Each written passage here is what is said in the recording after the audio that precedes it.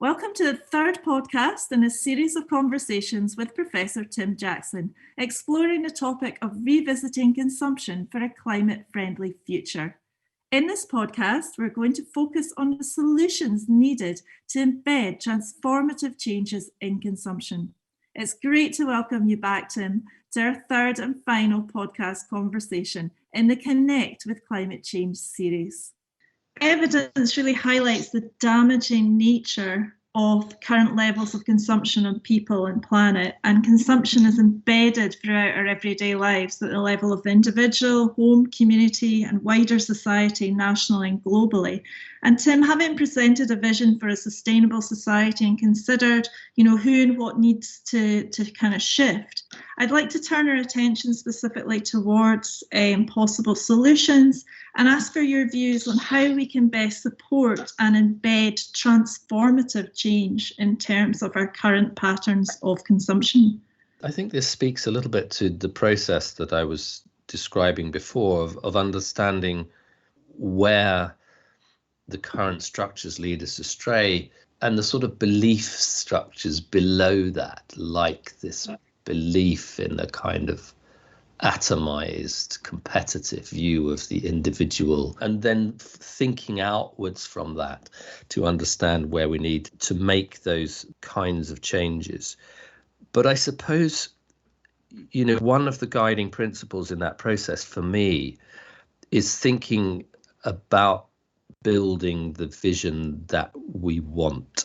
So it isn't just about dismantling things, and it isn't just about having, complicated policy commissions around the shifts in financial regulations. Important though those things are, much of what we're talking about, I think, is giving ourselves the opportunity to free ourselves, if you like, from that iron cage that we spoke about, and to pursue a different vision for what prosperity is or what prosperity could be. That to me is a task, about building opportunity. It's about creating the conditions under which everybody actually has access to, has not just rights, but has access to this concept of prosperity in terms of flourishing and fulfillment, and in which everybody has the potential to develop and increase their skills and to expand their skill base, where everybody has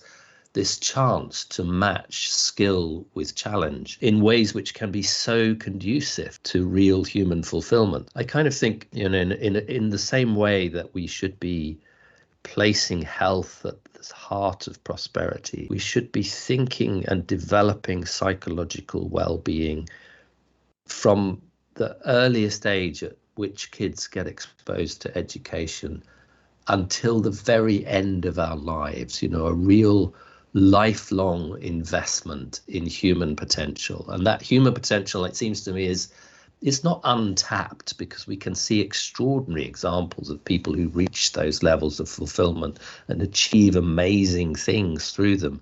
But it isn't available to everyone. If you're a kind of lower class kid from a background that's in a city and deprived with multiple deprivations, and you go to the wrong school at the wrong time, you're never going to have access to those possibilities. The Tory government talks a lot about levelling up, and that's really, really important. But it's also important to think what that levelling up means. And to me, it means an early access to those opportunities to become fulfilled and fulfilling human beings, to give access to those experiences that emerge when our developing skills meet a real challenge in society, and we learn how we can exercise agency, how we can contribute to society, and at the same time learn where the boundaries of the self are,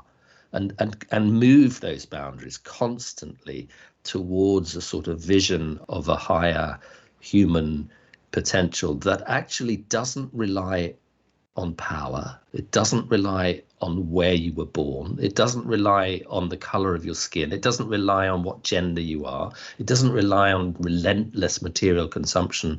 It relies actually on the ingenuity that resides in all of us. And it's that the fact that it resides in all of us, that it's almost unlimited. That's why I think it's such a huge resource for this vision of a society that moves beyond consumerism, beyond material things, and into that unlimited space that is characterized by the human psyche, by social interaction, by our communities, by a sense of the spirit of our societies. And it's something that I think that cornerstone, that we can articulate all of the institutions that might protect that and build that in our kids, in people of yours and my age, in our older generations, throughout our lives. That exploration of what it means to be human is a wonderful vision that it doesn't trash the planet. It doesn't rely on being powerful in conventional material ways. It's available in principle to everyone. It could be the foundation for a life, a post-pandemic life, but also a life after capitalism that is richer than we ever imagined it to be. That's my vision, I guess.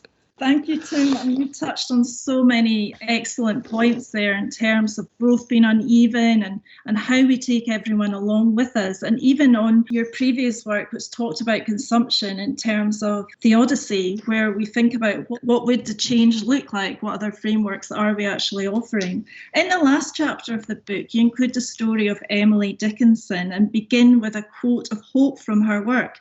And I wondered if that, in that vein and following the theme of this podcast, you can maybe share 2 or 3 things for those listening that they can maybe do to continue this conversation in our own lives and to revisit consumption for a climate-friendly future. Yeah, I mean, I think that point that Emily Dickinson makes about hope is a really interesting one. Quite often I get kind of asked, are you hopeful, are you optimistic, or are you pessimistic about the future? And what Emily Dickinson says is, hope is the thing with feathers, is the poem that she talks about, that perches in the soul and sings the tunes without the words and never stops at all.